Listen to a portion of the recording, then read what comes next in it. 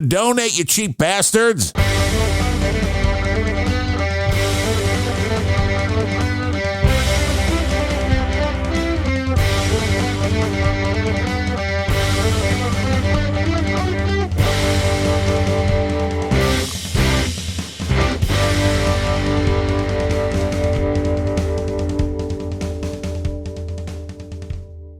Connect to the stream so these fucking assholes in the tribe. Oh, hey, everybody. Mm-hmm. Yeah, we're connected now. Hey, this is Unrelenting. Hey. Pretend there was intro music. It's great stuff, man. How are you today, Darren?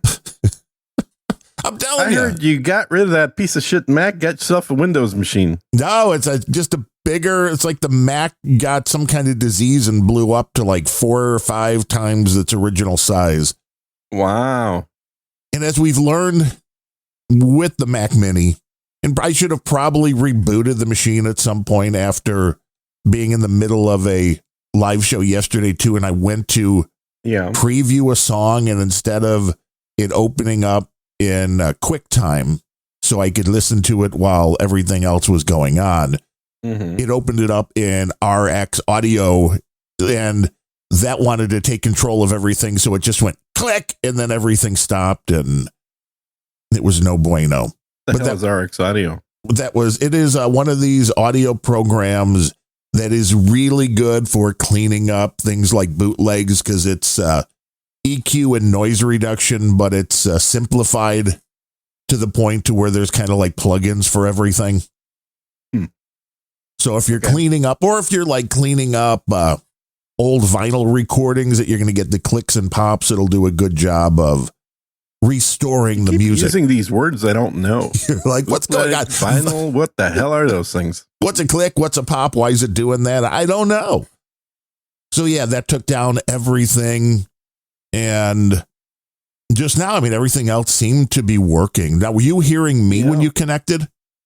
Yeah.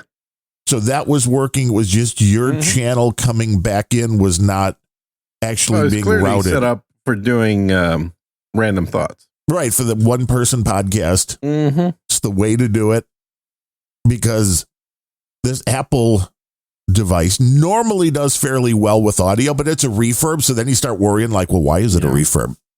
Well, not because of this. I can guarantee that. This is probably user error. Yeah, usually, yeah. And hopefully now that these things kind of work their way through. Or Motu error. That's the 2 most common issues. The Motu error is technically a user error. Yeah, and it was pretty damn solid though under the Mac Mini. So we'll see under the Studio how that works itself out. That dude named Ben always seems to have is it always seems to change his mic. I've never had that. Never. I know once. that's he's not on the Mac. He's on Linuxes. Oh, and that happens to Adam Curry, too. Every freaking time that he gets on, if he hasn't checked it, I'll start talking. I hear nothing. And I say, I don't hear you. It's a better podcast. Like, the mic was changed. Well, dude, it's changed every other week. You should get used to checking it manually. Like, should I look? No. I just want it to work. Sometimes. But I haven't touched the machine. I haven't rebooted it since last time we did it. I don't care. Check the damn mic. Be a professional. And in this case, just rebooting the Motu. Okay, now it magically works. Nothing else changed, except for whatever reason it didn't want to accept that channel before it was. You know, I was talking about this with Ben. The Motu's like 12, 13 years old now. I know this thing is. This is now vintage gear that we're using. The MK4, is that when they came out? I mean, I know it lasted a few years. I bought it. I bought my Motu as soon as I got to Austin 15 years ago. The MK4 is a little different. Like 13, 14 years ago. Because I don't have the AVB. Did the MK4 come out at the same time? This is Gear Talk, kids. I think it came out soon thereafter. The AVB came out first. And this then went to the MK5, which of course didn't have. Right. Which was already like 6 years ago. And to be fair, so I mean, everybody wants to donate big. The MK5, the reason I didn't buy the MK5 was that it didn't. Yeah, they changed the damn software. And it didn't have the ability to do the multi-mix minuses in Windows But I don't have that same problem with Mac, because Mac, you can do all this stuff with the Rogue Amoeba software. So if this thing starts acting up, then maybe that would be the next step would be to move to the newer Mo2. I don't think the 5 is, I mean, it's newer for sure. I think it was more of a side grade than an upgrade. Yeah, it was allegedly slightly better preamps, but man, these preamps are pretty damn good. They are good. Yeah. It's not like you're hearing hiss or anything with. No, it's a very clean, dude. I watch professional productions of stuff on YouTube, and I hear way more noise in the background. I'm like, Jesus, do you guys neither clean up the noise in post nor not have it in the first place? And that's when they go, what's post? Mm-hmm. I constantly want to take one of Bill O'Reilly's episodes that has bad audio, clean it up, and send it back to him. And send it back. And be like, why don't you pay somebody to do this before you release it? Yeah, like me. Right. That would be, okay, I'm going to raise my hand and be like, I'm very reasonable. $1,000 an episode. Yeah. It's a no-brainer. I would do it for $1,000 a month, because it would be an automated system that I would have an AI once it sees the audio come in, run it through the filters, send it back, and say, you're done. Put it out. Exactly. Yeah, so we got the studio, and the first thing, which this was multiple days, I decided, hey, I got this in. Wednesday, I was trying to start the process of moving to the new machine. Figuring that how hard can it be? Apple promises, and I've seen the YouTube videos of people. It's super easy. I've done. Let's say. I know people putting one machine next to the other, connecting it with Thunderbolt. Yep. And going into their, hey, just magically migrate. Would not work. Would not start. It would look to say it would not start. Let me be clear. Both machines, the program started. It started scanning the machines, and at some point in the scanning, it just had constantly just that it was still looking and not finding anything new. And of course, there were some external drives. So I finally just was like, okay, let me pare this down. And I also didn't have an extra Thunderbolt cable. So the only way for me to have both on a monitor, I still had to run through the external device that I got for the two digital monitor outputs. So I had to have the external drive on there. But finally, I got another Thunderbolt cable, paired it down to no external, anything plugged in, one machine to one machine, same damn thing. Yeah. And now they also tell you anyway, even though they say it's all easy, only the programs or apps that these fuckers like to call them. They're programs, not apps. They like to call them apps. The only thing. They've been apps since 1985. Yeah, I'm older than that. The only thing that you may be older than that. You are too. Apps aren't. The transferring process only seems to be guaranteed for things that were downloaded from the Apple Store.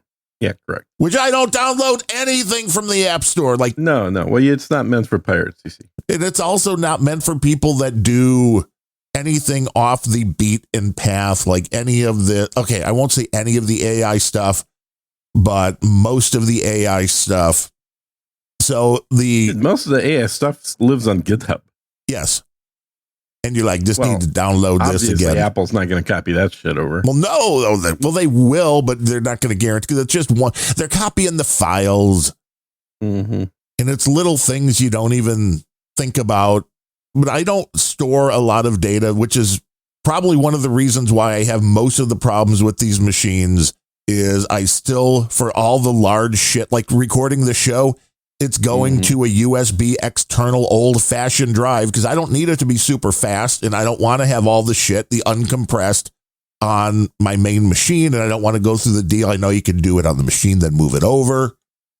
But I think it's having the external hard drives, the old things. It wants to spin everything up, and it just kind of pauses the machine at times, which is a pain in the ass. So the next goal is to move to a completely dedicated system, whether that is a Thunderbolt external drives, whether that is a NAS that only has M2 drives in very fast networking. I think fast network drives are a much better way to go if you don't want to confuse the Mac because it treats them totally differently. And I don't think you would have as much problems with the machine like pausing while it's looking for a drive to be read. So there's no pausing with SSDs, dude. I know.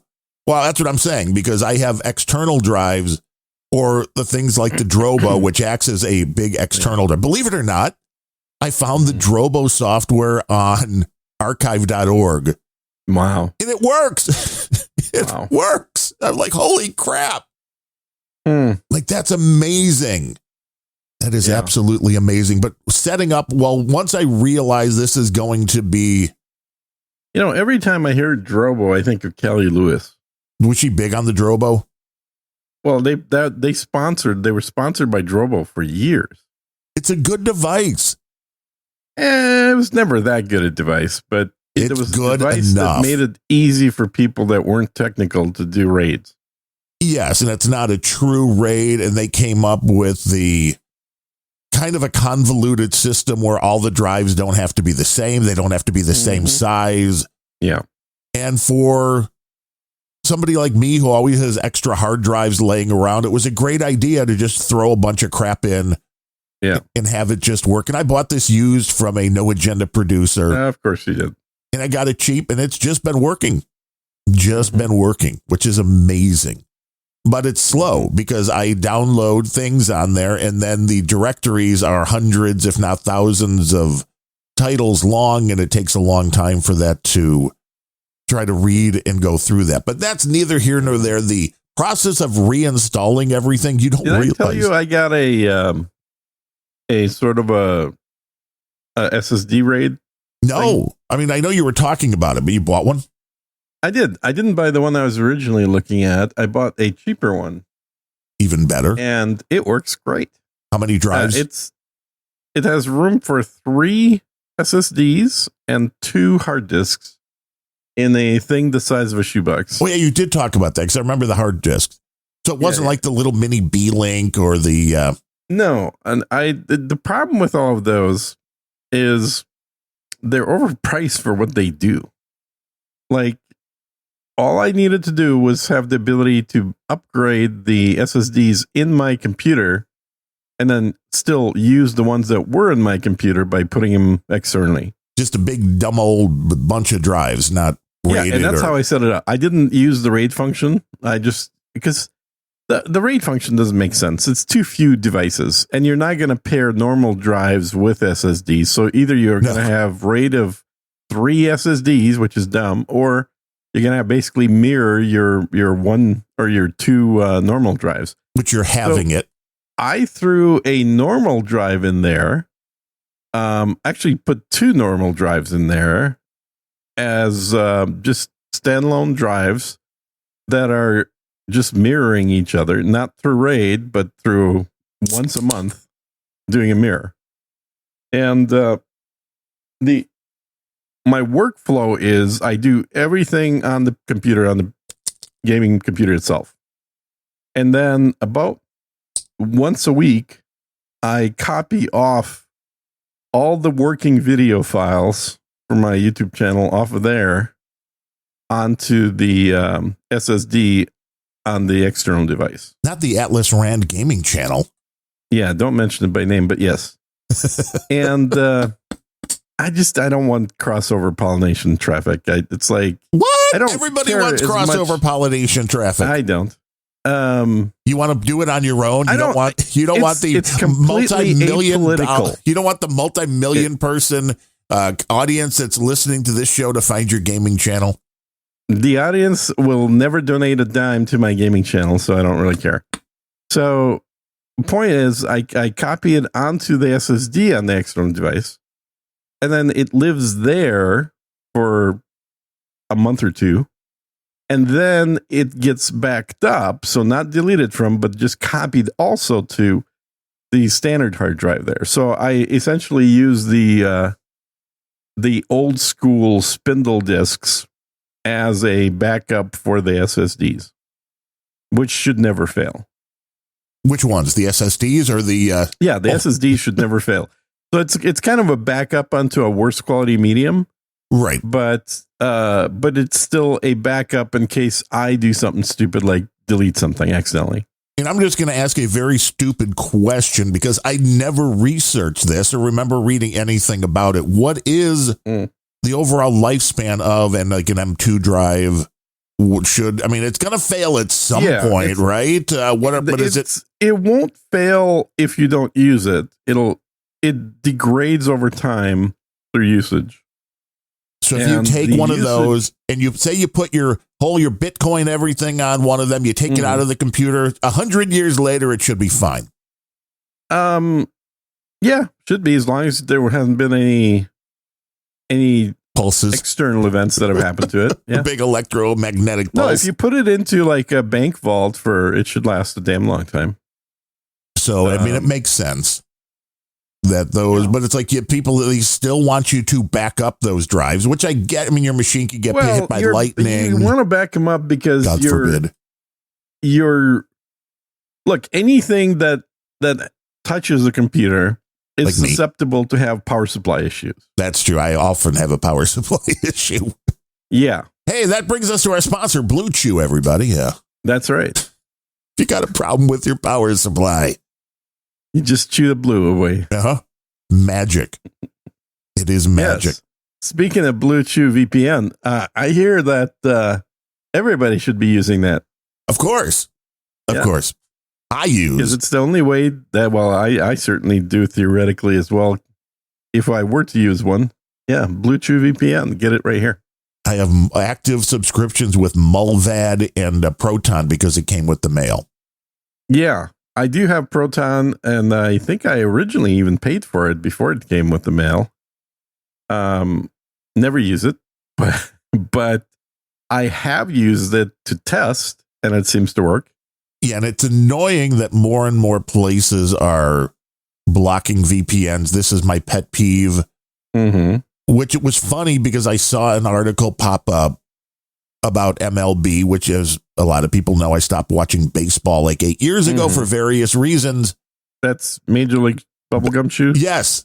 And I saw an article pop up on MLB.com. I'm like, oh, wait, that's interesting. Let me check it out. I was on a VPN. I clicked the link and it said denied. And I'm like, okay, fuck you. You think people are going to go out of their way to go read MLB.com? No, we can't have you coming in through a VPN. That's dangerous. There does seem to be a move towards blocking VPN traffic in general. Yes. Which is dangerous, kids. Do not do business with those companies. Governments are going to try to do it. If you start looking for videos on YouTube about are VPNs safe, you'll see a shit ton of videos explaining to you that VPNs don't do what they claim to, but they are in fact doing exactly what Google is and mining your data and selling it. Which is very possible. Well, all you're doing is you're shifting your endpoint. Correct. So and the data going through VPN, I think probably Proton is decent for that. But all these VPN companies that are paying for advertising that everybody is putting out all over YouTube, they got to get their money somewhere, and it's not from your $24 a year subscription. Right. Well, that's it. What they're the free doing one's is way different. They're taking all the traffic going through there, analyzing what it is, where it's going, and if it's in the clear, like say email, doing an analysis of that, and then selling that data along with your personalized ID and your IP addresses to anyone that wants to buy it. So all you're doing is you're shifting. Do you want Google to do this, or do you want your VPN company to do it? Because both of them will do it. Well, and your ISPs, so you add that in. That's the main difference. Well, but okay. And this was the reason that I didn't use Google as my ISP initially. Because I'm like, well, having Google as your ISP, it gives you the full loop to that. Yes, we know everything. Like, we know where you're going from and where you're going to. We know everything. I trust my ISP. I use AT&T. They're much better. Now, with the VPNs, do your homework.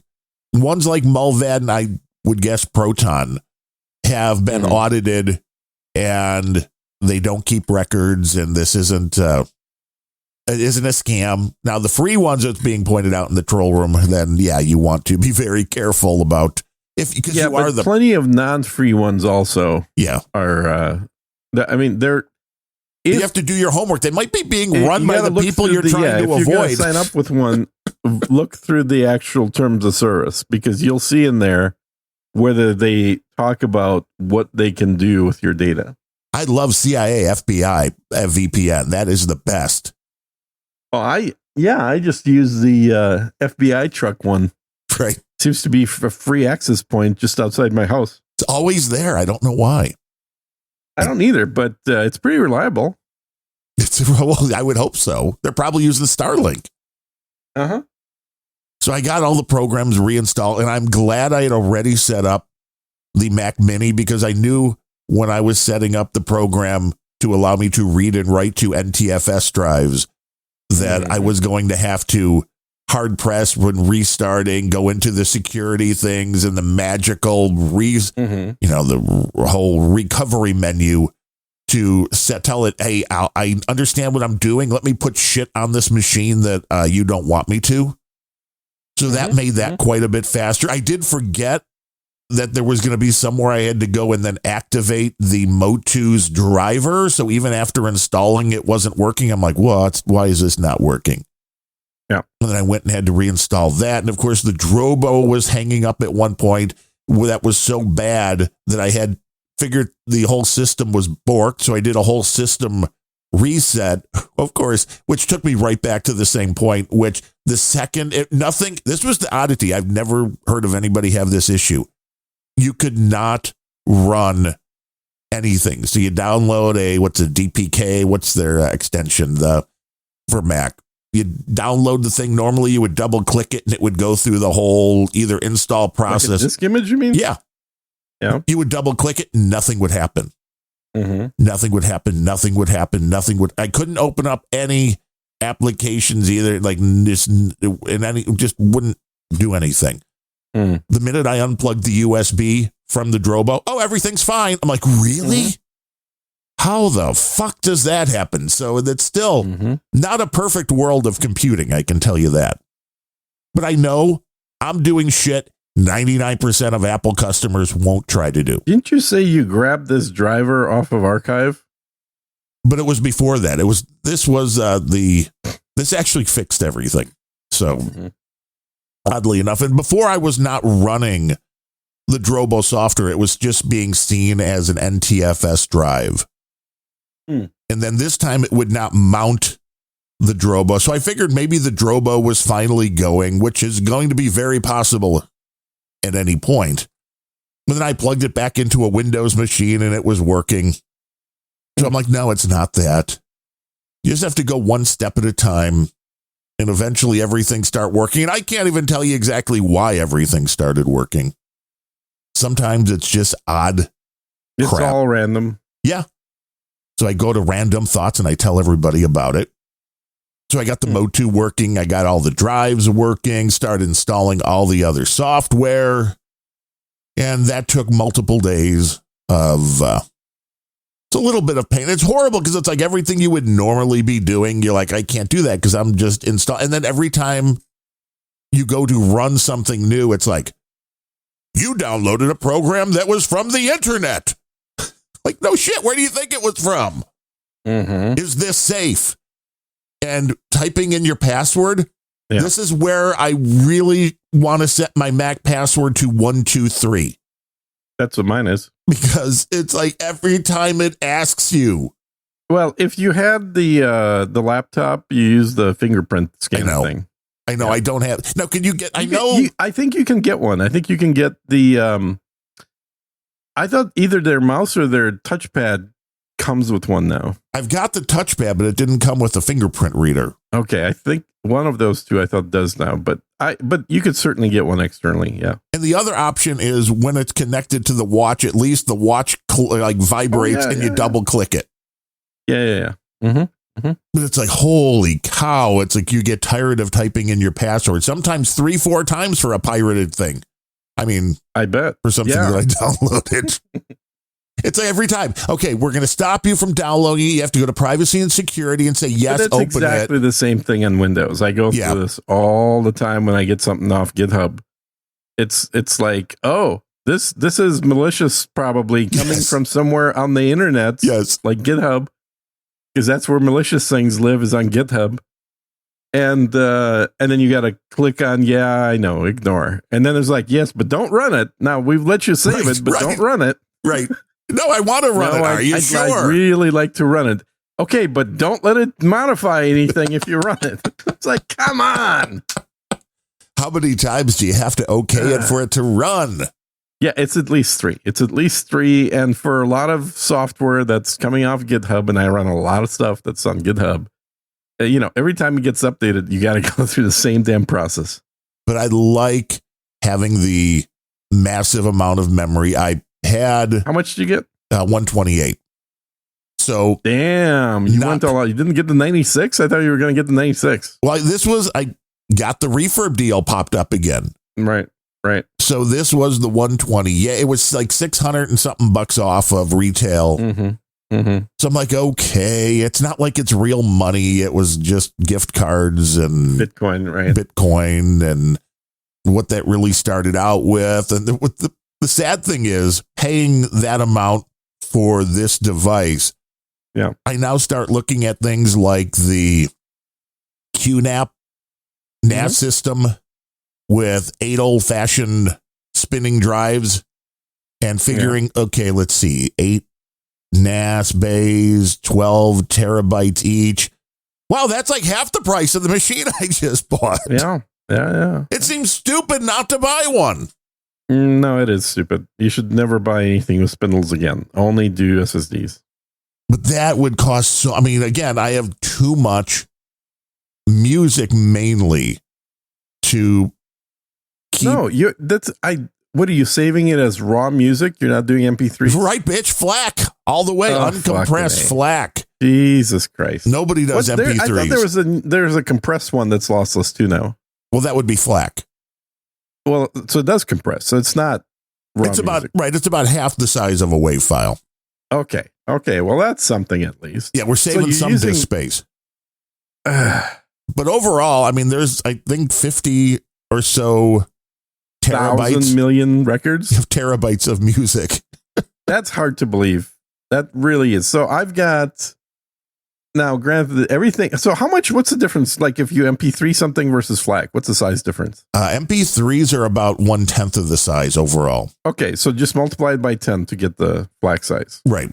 Close to that. Okay, so I've got all my music, everything that I've ever bought in my life fits. Oh, you want music that I've bought? That's a different story. It all fits on a 128 gigabyte stick.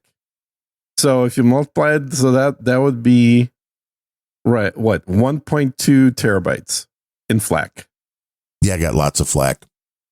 Yeah. So you got way more than 1.2 terabytes, but you didn't buy it.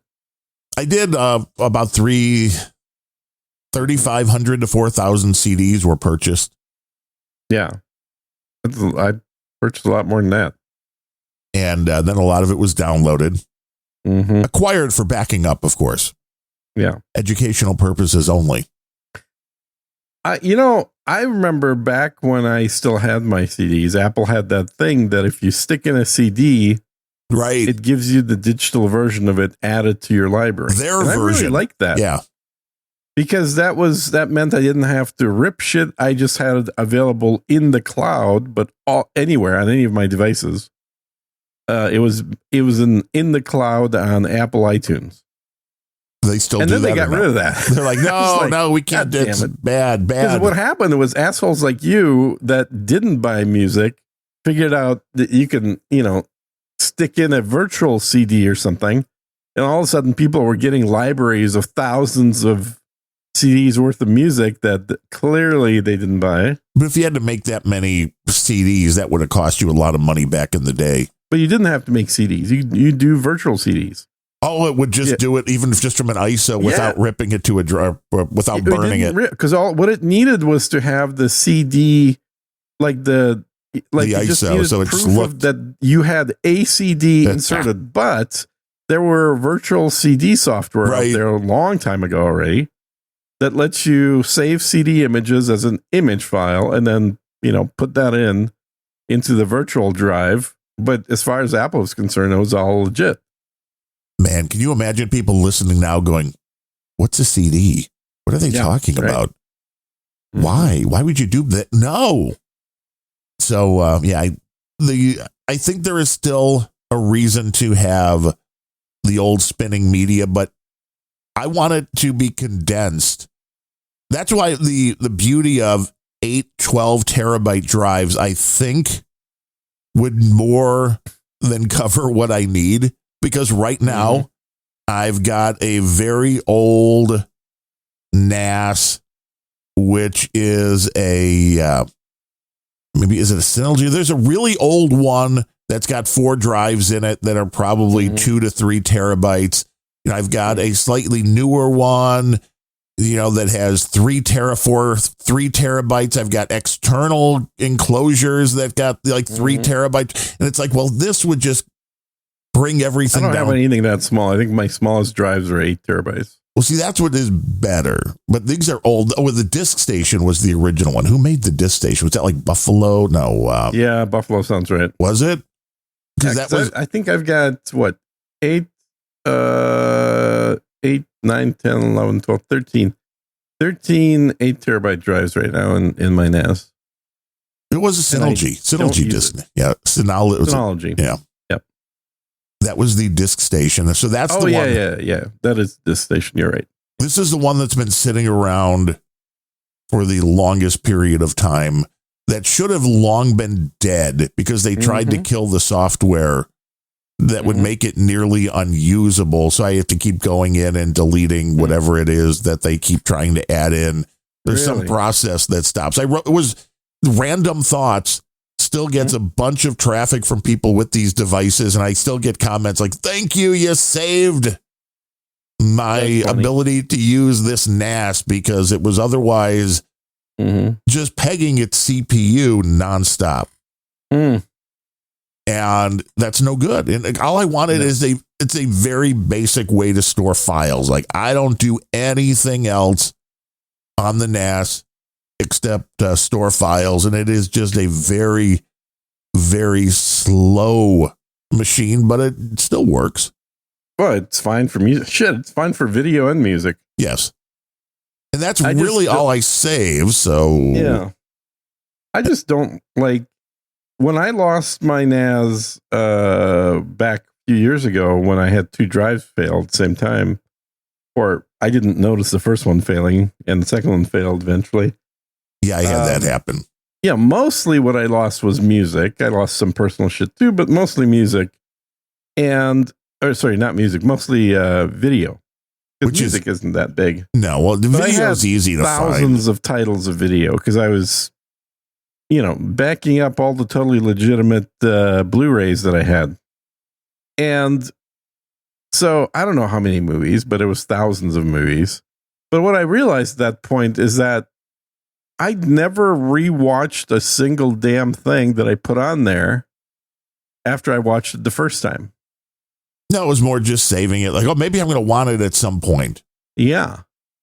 And here's the other thing I realized. For most of the stuff, unless it is obscure, you can go find it on a torrent site and download it again within, a couple of hours. If you really... Or just watch it online, If it's available, Which I've not run across anything that wasn't available. The frustration is this thing's only available on Hulu. This one's only available on Netflix. This thing's only available on, name your service. Right. So you end up Apple TV. So you end up, I was like, God damn it. Now I'm back to having 5 different things I pay for. Back to $100 a month. Right. Back to a full cable bill. Freaking cable bill. Yeah, because it's all split between all these different things. So theoretically we have a la carte, but it's not good. This really old NAS has been up for 228 days. Oh, that's only going to get worse. Yeah. What is trying to figure out how much storage is on the oldest of these? Because it's real. I guarantee it is not worth it. The total amount of storage is 8 terabytes. Yeah. So it has to be a 3 terabyte drive. That's pretty damn small. Yeah. The other issue that you run into, like the new little device that I got for the SSDs, the external SSDs. So that has a 10 gig USB-C connection. So it's not Thunderbolt, but it's the highest speed USB-C. Which 10 gig is pretty fast for any. It's not even the high. I guess there's 20 gig out there, and Thunderbolt goes to 40. But either way, it's got 10. What you quickly realize is that 10 is really fucking slow compared to internal. Oh, yeah. Internally, this same SSD that I got in there, this SSD runs at 7.5 gigs per second. When it's external in the box, it saturates the cable, which is 10 gigabit, which gives you basically 1 gigabyte. So it's 7 times slower sitting external than it is internal. Yeah, I'm doing here. I never tested the internal drive. Here is a 6,800 megabits a second writing. Yeah. And a little slower than that reading. That's interesting. Mm-hmm. And you're using the Blackmagic tester? That's the one you should always use. Yep. So it's basically the same speed. I'm getting like 7,300. And that same exact SSD, when put external, is 7 times slower. But which is still way faster than the NAS with the old spindle discs. Oh, of course. And in fact, on this NAS, you can, it's not a NAS, it just plugs right into your USB, but because it has both spindle discs and SSDs, and you can see the SSD maxes out the bandwidth of the actual unit, which comes out to about 1 gig per second. When it's reading or writing to the spindle disk, it's about 8 times slower than that. Just chugging along. Because it's got to wait for the damn disk to, not to spool up, but to actually turn. But if you're using it for time machine backups or audio or video, it's fine. Yeah. Mm-hmm. And you can get so much more. I'm just saying what we saw as really fast 7,200 RPM drives. Oh, yeah. Are pathetically slow in comparison. Now you're like, I would barely use them on my machine. I won't use them on my machine. I don't have a single one other than what I hear, which is for backing up an already external SSD. It is a backup to the backup to the backup. Exactly. And now all I need now is a tape drive. I saw one of those that was like $15,000 the other day. Yeah, no.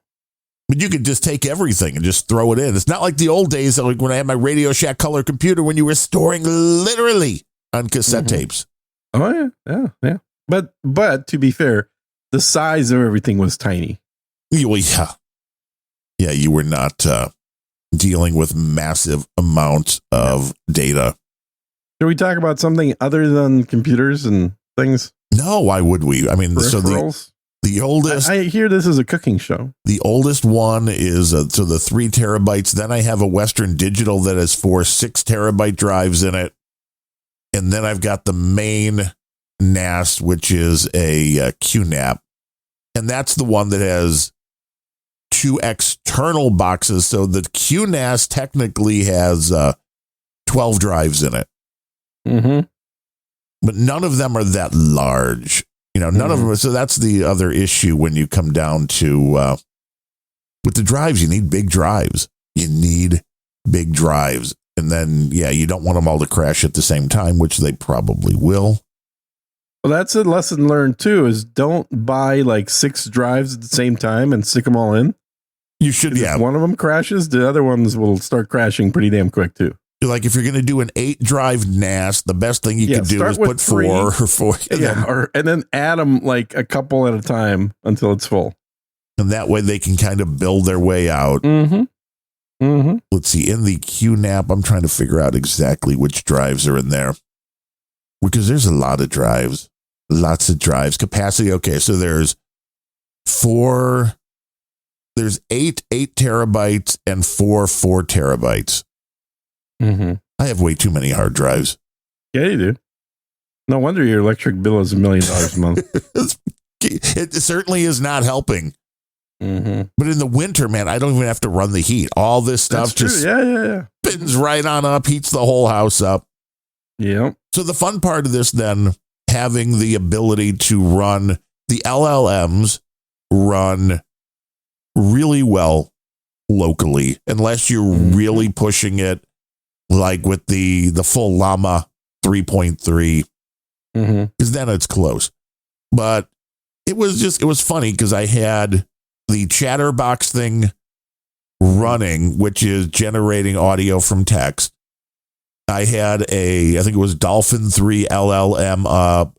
I had something else running, and I go look at Activity Monitor, and it's like memory used 60 gig or 60. It's like, that's all. I mean, I got more than, twice that. Yeah. Well, the cool thing about the way the memory is on the Macs, the latest generation one, including the Studio, is it's shared memory with video, which means, most importantly, not that you have 128 gigs of RAM. I mean, right. I can do that. I've got 64, but I can certainly buy the RAM to bump it. And for about $300, I can get it to 128. But the important thing here is you've got super fast RAM that actually is video RAM. So it is like having one of the, $8,000 graphics cards that has 128 gigs of RAM. Right. Now, all we need is it to be optimized to do the image generation. Although the image generation, did you like the tweet that was sent out before the show? Because that was done locally. I didn't see it. Let me look. It was Draw I was Things. asleep before the show, amazingly. That never happens. Mm-hmm. So used a Apple app, actually from the few that was downloaded. CSB says, is the show going to happen today? No, absolutely not. Okay. Draw Things I'll let them know. No show today. From the Apple Store, one of the few things with the Flux, the lower quality, faster Flux is what I've been playing with right now. But it was generated, the image that it generated, I know I had clicked like larger, but it generated like that image and was like 5,000 by 5,000 resolution. I was like, whoa. Nice. And at the normal resolutions, it was pumping these things out in about a minute per image, which isn't spectacular because I would guess a 5090 can do it in about 15 seconds or less, but still for the trade-off, it's not all that bad when you can just set it and forget it. Let it generate your images all night long. Yeah. So how many of these would you need to do it quickly? I think you still need to go for the image generation. As far as I can tell, nothing is going to get anywhere near close to what the NVIDIA video cards can do. Although the Apple folks seem to be continually, the people working on these things, optimizing for the Apple ecosystem, just like the Chatterbox that we talked about with this text to voice. There is a Chatterbox thing out there that people have been working on for Linux, Windows, and that. And the fork that we're using is one that people had been optimizing for Mac to be able to use all of the graphics cores. So as people work and figure out how to make it all work a lot better, I'm assuming it'll get faster, but overall, I am not complaining. It's very easy to get a program like Olama, and there's a few other ones, and then you just kind of look for which LLM you want, and you click go, and it downloads it. All right. Well, you keep talking about computers. I'm going to talk about other things. It's just like that Apparently, Russian guy. The FBI just raided John Bolton's house. Yeah, this morning. They were looking for documents, and according to Just the News, John Yeah. Solomon's organization, one of the few places that actually seems to have journalists who will fact check things. This was an investigation that the FBI started under Biden, but it wasn't getting a lot of love until Kash Patel took over. Amazing. But it started under Biden, which I don't know, that's going to make it a lot harder for people to be like, he's just going after people that don't like him. Yeah. Interesting. Well, hopefully they find something. Under the mustache. Bolton's a total piece of shit. Oh, yeah, he's hiding it under the mustache, my friends. Mm-hmm. And I guess he wrote a bunch of books. I think they're like, well, they believe that he, like all these guys, I guess, including Trump, including Biden, everybody's taken the classified documents out of where they're supposed to be taking classified documents. That's what you do with them. Right. Well, why, but No, it's like, you generated that chick holding the Unrelenting sign? Yeah. So you could do that at home now? Yeah. Wow, that's pretty good. That's local in about 60 seconds, too. 60 seconds is not bad. And again, this is the first few hours of playing with this. Definitely not hot enough to be fake. See, now that is also part of the deal with do you believe it or not, getting it to look, because she's got some issues in her face that should be fixed. So she definitely doesn't look fake. You're looking for the non-plasticky. You're looking. The boobs are definitely fake. There's no two ways around that. Yeah, but you like fake boobs. I mean, you're like, that's perfect. I don't care. I mean, I'm not a I'm not a giant boob guy the way that some people are. But she's got 4 fingers, which is preferable. Yeah. Preferable to 5? Yeah. Okay. Preferable to 5, 6, 7, 8, 9. No, she's got 5, dude. She's got a thumb holding the damn piece of paper. I know, but I'm just saying there's fingers in the thumb. So there's 4 fingers and a thumb. Yeah. Oh, I see what you're saying. Well, thumb is technically a finger. I asked it to write unrelenting in lipstick. It didn't understand that, but it wrote it in a way that also looked somewhat believable. Like a chick would write it, yeah. Because that's not the same font. You notice the E's are written differently a little bit. I mean, I also noticed that it did the typical thing that happens with AIs for some reason, which is it combined 2 letters, like the I, so it actually is misspelled. I guess she's a blonde, so don't write hate mail. It's a joke. Unrelenting. There's no I. It's just unrelenting. That's right. Unrelenting. But see, it thinks like the I looks like it's the I, but then you realize it's the T, although the T is hitting the N. And of course, it's misspelled. Imagine like somebody like Adobe that owns a bunch of fonts probably has an AI that's much better at understanding characters. Well, the brand new Qwen, QWEN, the new Qwen editor that they just released seems almost too good to be true, because from what it appears, and again, I haven't studied this out and I don't know Chinese, but it says it's so good that it can change English text into Chinese and keep the meaning correct. Which, if it can do that, that is fairly impressive. But it's also going to be, and I played with it a little bit on tensor.art, it didn't really seem to work as well. And I think I can download it. It's just going to be a question of how long it takes to run.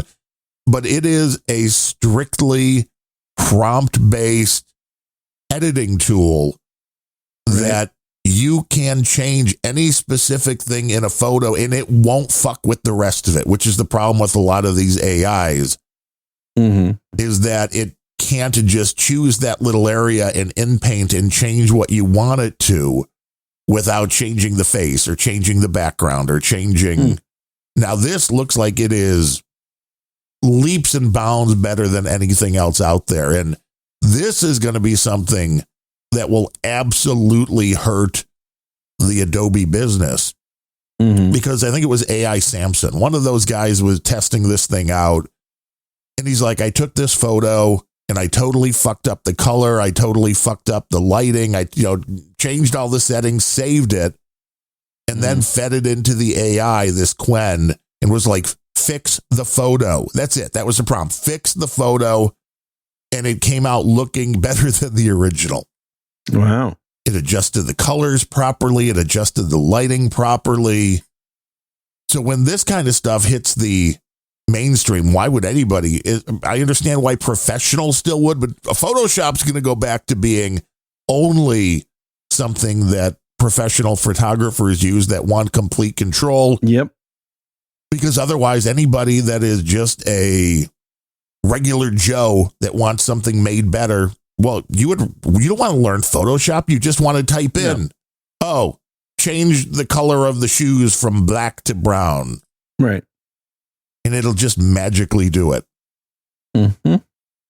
I love this stuff. I mean, you sent me the thing on the AI music creation with Rick Beato, one of the harshest critics, saying it sounds pretty good. I hate to say it, it sounds pretty good. I've watched that guy for years, and his take on AI was always like, yeah, it's not there. It's a, and this is the first time I've ever seen a clip of him actually going, because he did the whole thing. It's not like somebody sent him something. He went on to whatchamacallit. Was that Suno? Was that the one you used? Yeah, it's Suno, yeah. And then so he first creates a photo image of the chick using something else, obviously. Then he passes parameters, and then I think he used ChatGPT to write the actual lyrics. And then he stuck them into Suno, and that created the music.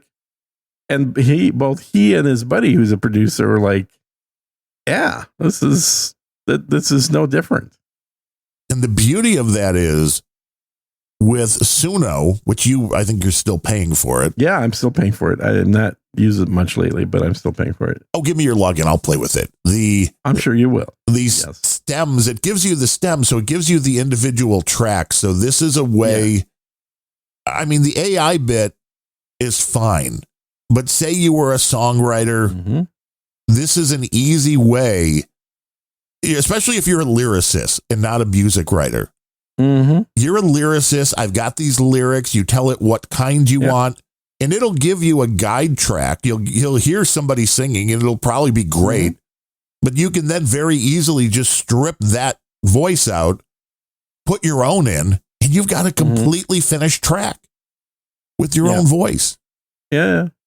But why would you want an inferior product? Because then you might actually want to be an artist and go out and sing on stage. That's not a job anymore. Now it's just AI. This is where I know CSB thinks he's going to be rich by being an AI music producer, and he might be. You need lyricists like me, though, CSB, and I am not cheap. I will give you lyrics. You really don't. You just better need than any other ChatGPT platform to write the lyrics for you. We should do a contest. We should do an AI. You do an AI song with AI lyrics, and I'll do an AI song with my lyrics, and we'll see which one is better. All right. That's easy enough. See who votes, and we can be like, hey, okay, everybody vote. See which one of these is good, good, good. Yeah, we can have Grok vote on it. And then you just put you have it create the album cover for you. You put it up on Spotify, and then wait for 1 billion streams so you can make $3. There's one of my buddies from the video gaming world there. He's got a channel as well. He has now, I think, done 3 albums of music, and like not just because I've probably done that much too, but he's actually done something with it. So he put him into an album, and Apple, and everything else. YouTube. He's listed as a artist on YouTube now, and so he's getting residuals on his music now, which is all AI generated, which I think is going to change. I think we've got a short period of time now because I suspect, because whenever there's money involved, there's pressure. I suspect that probably within the next 3 years, we're either going to have legislation or we're just going to have, through contracts, a deal that basically says that Spotify will not pay you for any AI generated music unless you've done blah, blah, blah to ensure that it doesn't borrow music from anybody else. There'll be something that basically disqualifies any mass created music and leaves it only for the professional production teams to be able to use AI and still get paid royalties for the music. Because right now, it's like the Wild West, right? So there's no rules right now. Anything you post on Spotify that isn't already in their library, you can claim as your original music. Right. You can't say you have a copyright on it, though. I think that's the... If you don't have a copyright, they can't pay you. So you have to say you have the copyright on it. Which would be untrue if it was all AI generated. But yeah, the point you bring up is... But that's the issue, right? So as far as Suno is concerned, your commercial accounts like I have, you get the copyright. It's your copyright. They don't have the copyright. However, as far as the U.S. government office of copyright is concerned, that in order for copyright to be generated, it has to have a human doing creative work. Right. So you have to have some element of creativity. Now, some people have argued that creating prompts is the creative work, and that you can have something that otherwise is 100% AI generated, but as long as a human created the prompts and not an AI created the prompts, then you still should be able to have the copyright on it. I think that is what we don't have the court cases yet to really tell us which way it's going to lean. Well, and it's an interesting thing. As I said, if you're a lyricist, obviously you own the copyright to the lyrics, which is probably enough, even if you offload the music to an AI. It is enough. No, I can tell you for sure because I've looked into it. Yeah, absolutely. If you write the lyrics, or even if you take AI generated lyrics like I've done, and then you change like 5 words because they don't sound quite right, like that's sufficient enough for the human involvement of creative work to have a copyright. But again, it's like, if you want to err on the side of more, then write the whole lyrics yourself. Right. If you want to, trust people that say prompt writing is the creative process, then you don't have to write anything. It's just, we don't have the court cases yet to determine this. Yeah, and that's an interesting concept because the end result that comes out is based mainly on the prompt. There is still some randomness to it. Yeah. Well, and here's the thing. In my mind, prompt writing is no different than writing sheet music. You're giving it the roadmap. You're giving it the roadmap. How that sheet music is performed by the artist is going to vary. You have multiple different performances of the same music that have vastly different feel. So that's the same part that the AI is going to be different, whether you use one AI model or a different model to generate off the same prompt. But the prompt itself, in my mind, is basically sheet music.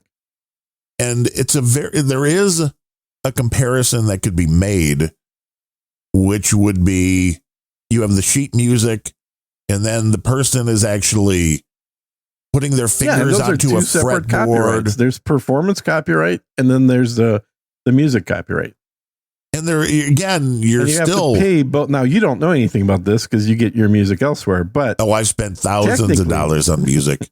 Now the reality is, how much have you spent on paying for performance rights and when you're playing music on your shows?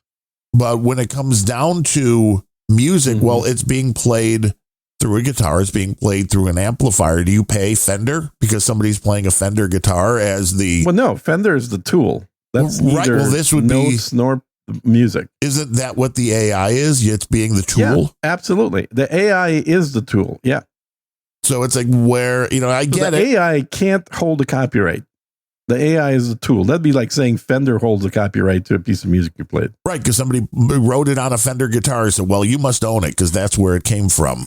Yeah. No, the original piece there wasn't the Fender guitar. The original piece was the performance itself, or the creation of the notes, or the creation of the prompt. And it's interesting to me, the more complex you can get with the prompt, and I'm sure it's the same way with music, as with images, because you can write for an image prompt, a flux prompt, as I wrote for the thing that was on our tweet today. I think it was like 25-year-old female Russian soldier, blah, and it was a very short prompt. Now, I've had Grok and other AIs create flux prompts that ended up being like 10 long paragraphs. There's a whole paragraph on the lighting. There's a whole paragraph on the setting. There's a whole paragraph on and I've the seen character. That. I've never had the patience to do that. I think the longest prompt I've done has been 2 sentences. But basically, I put 2 sentences in and say, make a detailed prompt, and that's what it spits out. And I'm amazed that Flux then understands and gets a lot of the details correct on something that is otherwise so long and rambling. When I first started with this stuff, it's like, well, you don't want to put too much because you'll confuse it. No, it seems to love the more the merrier. And I'm assuming music would be the exact same way. You can describe a 3-minute song in text that would cost, that would take you 10 minutes to read. So it's interesting. It is interesting to see where that goes, and the quality of the instrumentation. CSB says that he'll pay for a Suno for you. Well, he's a good dude. I like CSB. We will help him become musical artists. We will join forces. It will be Polak Brothers music. Yeah, I don't understand, because CSB is already a large language model. So how exactly is he going to hold the copyright? Well, that's why he just has me hold the copyright and then send him the shekels. Yes, the residuals. I would love a CSB LLM that I can run locally on my machine. That would be awesome. Well, you've got the machine to run it on now, so. I know, and it still makes me want that. In a perfect world, why can't I buy 10 of these? well, daisy chaining those right. That maybe would help. But I'm also thinking, why can't I buy a 5090 NVIDIA card and just have some kind of Thunderbolt plug-in? I mean, there's more than enough bandwidth. Yeah, they're out there. Yeah. Because then if you could run that card through the external Thunderbolt on the Mac, which is 5 on this machine. And it's 80 megs on that machine. Thunderbolt 80 5. gigs. Sorry, 80 gigs, yeah. And it's got the 10. This is why also my brain starts thinking when it has the 10 gigabyte Ethernet or gigabit. Yeah, 10 gigabit. But again, that's why I was telling you about this external USB doohickey that I bought. It's also 10. And because I always thought, I need to upgrade to 10 gig Ethernet. And now I'm realizing 10 gig Ethernet is still fucking slow. You want bigger, you want badder. But I would really prefer something faster, which means it has to be Thunderbolt. One of my thoughts was if you had a NAS system, which I could have. Before I forget. So incidentally, I assume your machine is the latest gen. So the latest gen Macs now have the Thunderbolt 5, which has natively now the ability to just plug it into 2 machines, and it will be seen as a super high fast speed network connection. Yeah. Well, I plugged it in. I have a cable going to my Mac Mini. That's how I'm sharing stuff back and forth between them. Although that's only 4. Thunderbolt. Yeah. Okay. It automatically creates that network link. Yeah. With the Thunderbolt cables, which is cool. I mean, I think you have to kind of move it around so it knows as far as like in the listing of network devices. So which it wants to use first, because people were postulating that if you had a NAS device with a 10 gigabit connection, that you could plug that directly into the Mac and then use the dongle I have for 2.5 gig to run it to my internet connection, which you could do that. You'd have a direct line to the NAS, which you could have something in the basement that you can still access at close to 10 gigabit. Which wouldn't be bad. Would not be bad. But I like the idea of doing Polak Brothers music. I think that would be great. Oh, we already have that. Do we? What's it called? Yeah, Eugene Levy and John Candy. Oh, the Schmengi brothers. The Schmengis. Yeah. Yeah, that's literally what you want. That is good stuff. We should play some Schmengi. You should play that. I think that's Canadian, so it doesn't have a copyright. Yes, you don't think Canadians copyright their music? Oh, no. They're the worst. Certainly not Polak Canadians, so. They are the worst. I mean, there's new Taylor Swift vinyl that dropped this week. Woo!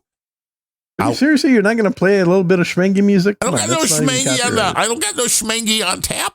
How do you claim to have 300 billion songs and not have the Schmengis on tap? No Schmengi. Don't got no Schmengi. I mean, if it's on YouTube, I could technically download it in Schmengi. So, I mean, look for Schmengi. SHMENGES. Everybody's like, how do you spell? How about the cabbage roll and coffee polka? Cabbage roll and coffee polka. I mean, that's just the Schmengis. How do you not? Oh, everyone must have heard that at some point. Everybody. I don't know about everybody hearing it at some point. Mm-hmm. See, and then with the way the system is, I just highlight in the address bar, then go down to services and say download. And then like magic, it throws it onto a drive. And then we can just pull it right on over if I can open up the right window here. No copyright at all on this. Nope. Nothing at all.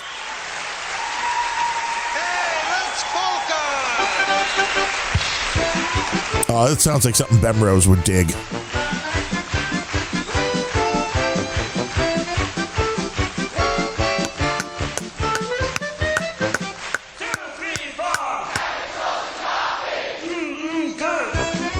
I have a feeling this is what Bemrose listens to just while he's out. In his truck? Yeah. Wearing the shorts. And then a polka!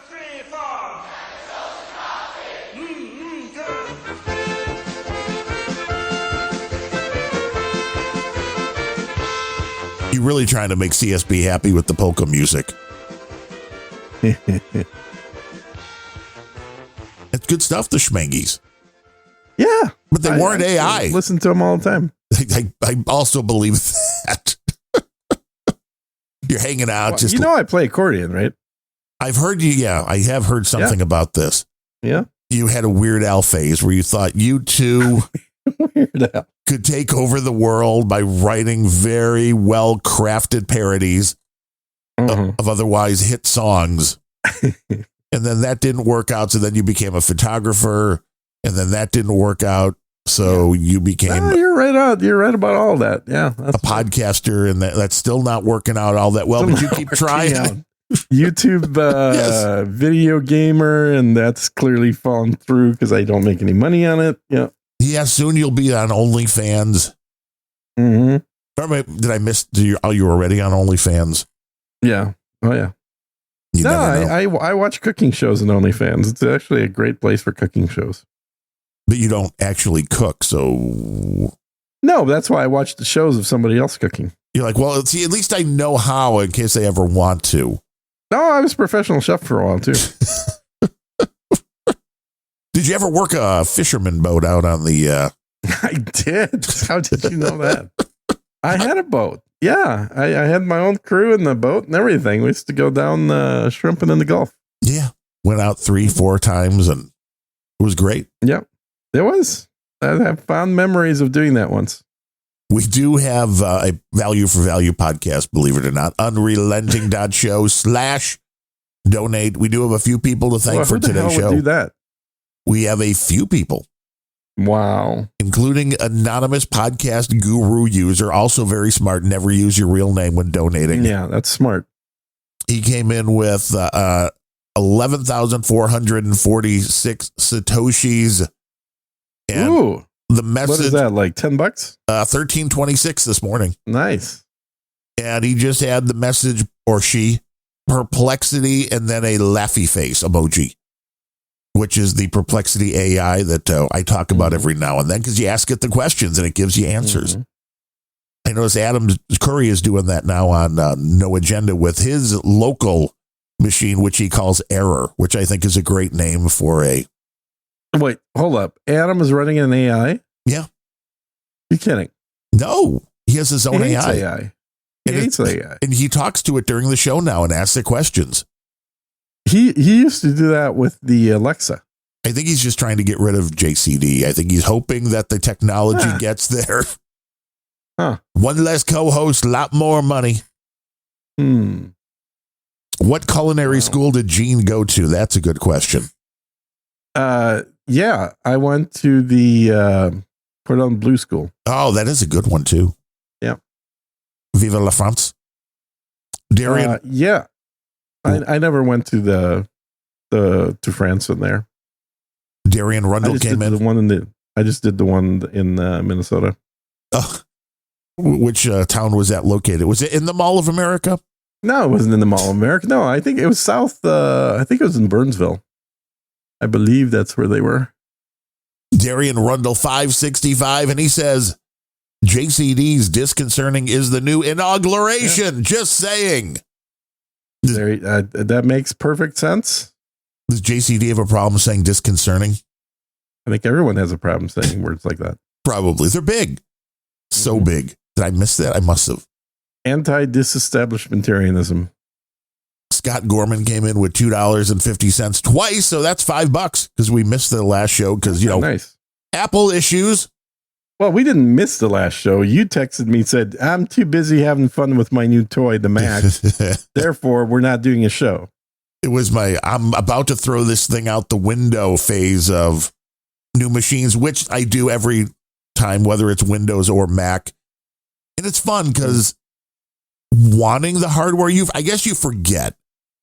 When you want the new hardware, you're like, oh, this new hardware, it's going to be so awesome. It's going to be great. I'm going to have so much fun. And then you get it and you're like, this is a lot of fucking work to set up. Mm-hmm. When my old one was already set up and working.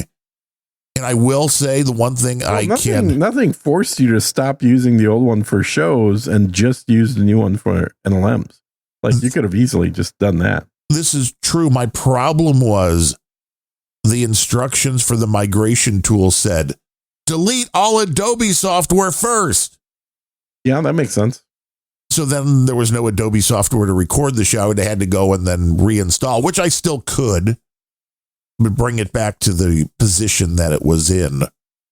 Because the Adobe software, it's no good. It's no bueno. I don't know why you would use Adobe software to record in the first place, but okay. I know. I really should move the recording of this show to Logic Pro X. I have a license. No, what you should do is just pony up the $20 that they want for Clean Feed. Why would I want them to record it and then send it to you?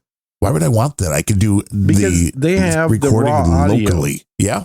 I got raw audio, baby. I'm raw dogging it right here. No, you've got decompressed audio. It's already not mine, baby. I sound good. I sound good. I am fully compressed. No, I know that's true. That's the only reason you sound good is because you are fully compressed. It's the voice. Wait till you decompress, Darren. Oh boy. It's like this. Hi, everybody. Hi, welcome to the show. It's going to be a great one today. So there's a dude on the internet that has been made fun of for good reason recently a lot, called Pirate Software. And I don't know if you've seen his videos. I've never subscribed to him, but I've seen his videos pop up now and then. Something was always a little off as far as I'm concerned about him. But recently, the internet just completely just obliterated this dude for doing he's got an ego the size of a Titanic. Oh, like a Bemrose. No, like bigger, way bigger.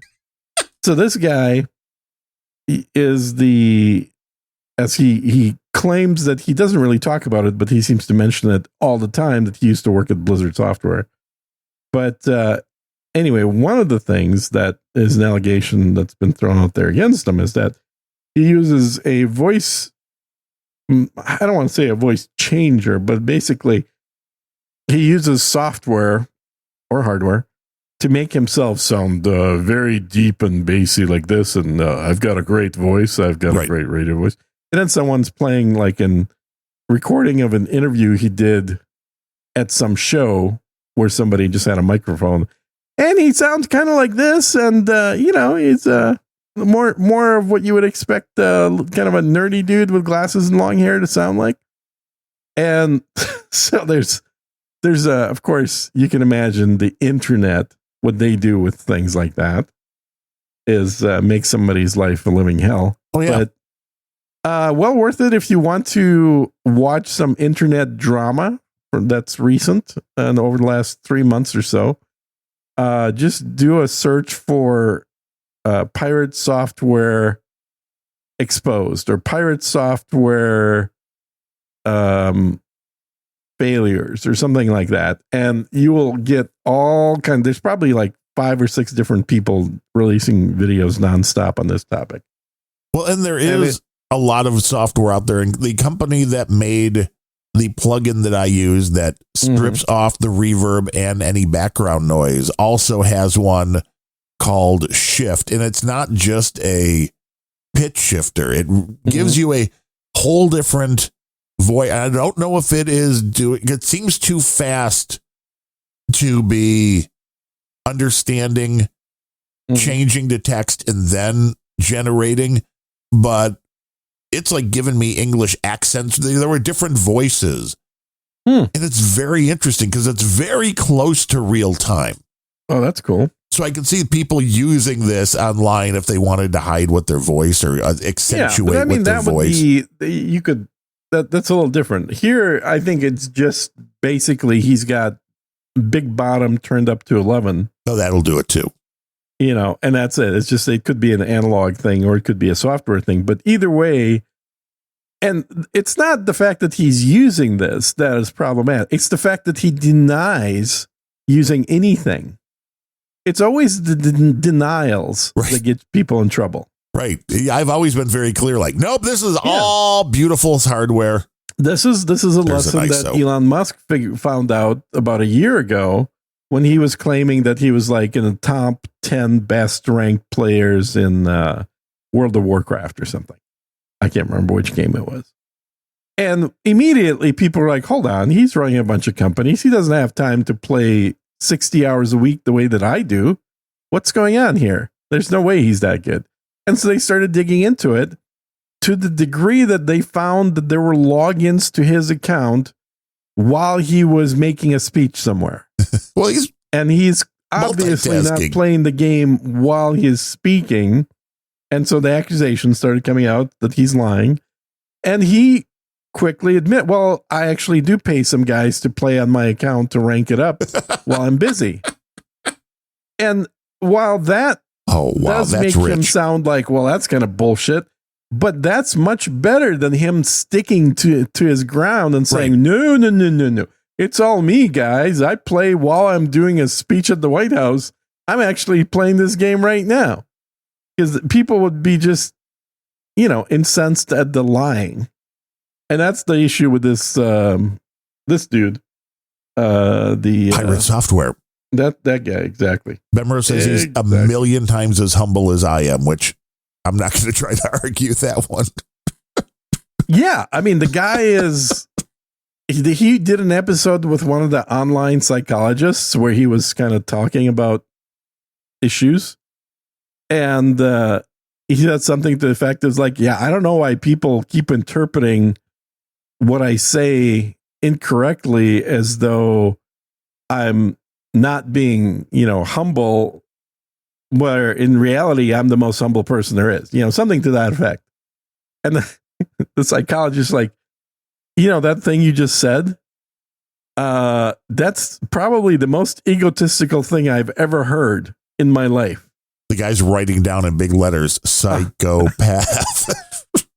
I don't think I keep it up. I don't have that ability. It is hilarious. Why are you playing a clip of what's his face talking about erectile dysfunction? I just thought it was would fit there. I just thought it would. He's a little under the weather. He's off for a couple of weeks and recovering. So yeah, we're sending him some good health karma.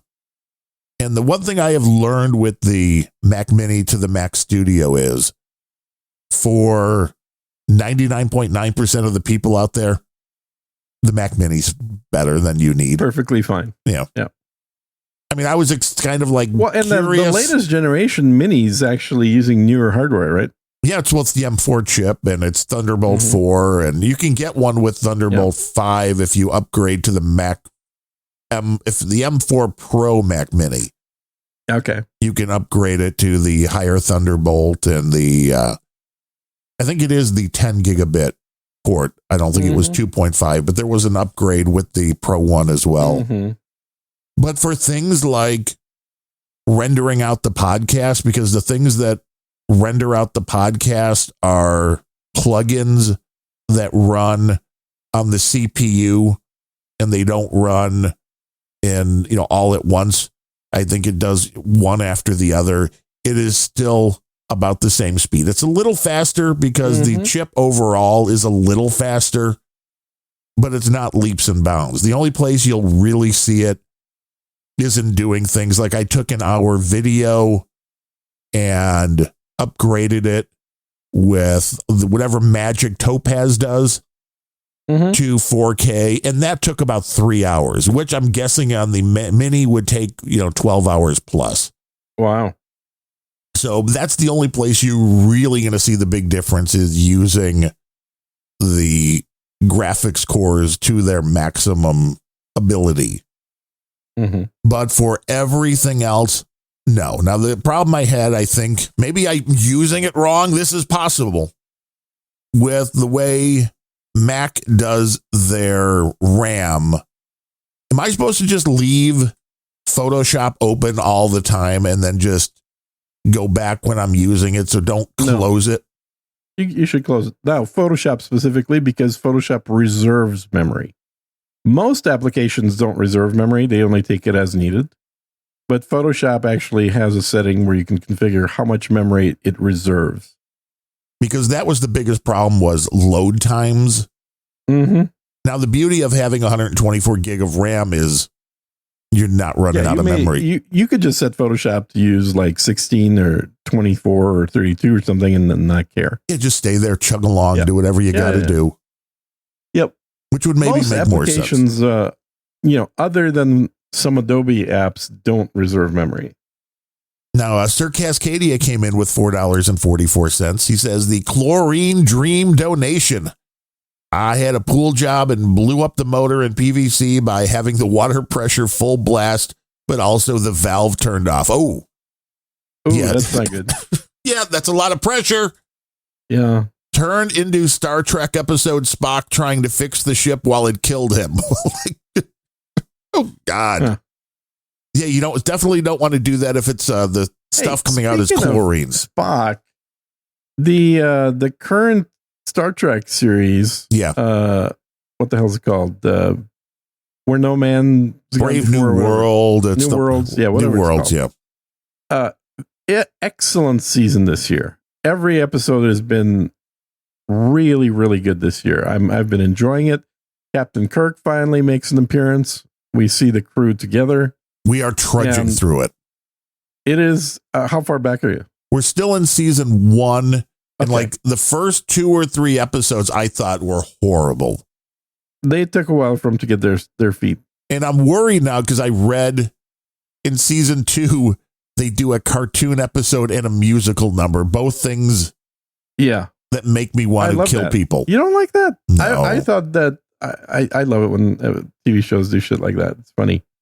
The cartoon one will be a lot more funny to you if you watch at least a few episodes of Lower Decks before you get to that episode. So it's a spoof of another Star Trek show. So Lower Decks is the official Star Trek cartoon. Right. And I've heard of it. I've never seen it. Yeah. I never could get into it. A dude named Ben watched it like every episode. What a nerd. I watched a couple episodes just to kind of get the characters down. But so those characters from that cartoon Star Trek make an appearance as real life characters in this show. And the people that play them are the actors that do the voices. Oh, now that's cool. Yeah. So they actually took, because all the voice actors are actually also actors. Oh, because otherwise I'd think they'd be like, you want me to what? Yeah. No, these are all people that are normal actors. They're just not big actors. And so they do things like voice acting to make money. Surly Mofo says Subspace Rhapsody was tolerable. Is that what this episode was called? Yeah, that's the musical one. The problem with musical theater is you shouldn't listen to the actual lyrics. You should just enjoy the visuals and the tune. But why would you say this, Gene? We are doing a podcast. You should not try and actually listen to them speaking because it's nonsensical. Because people writing musical theater, it just not that good.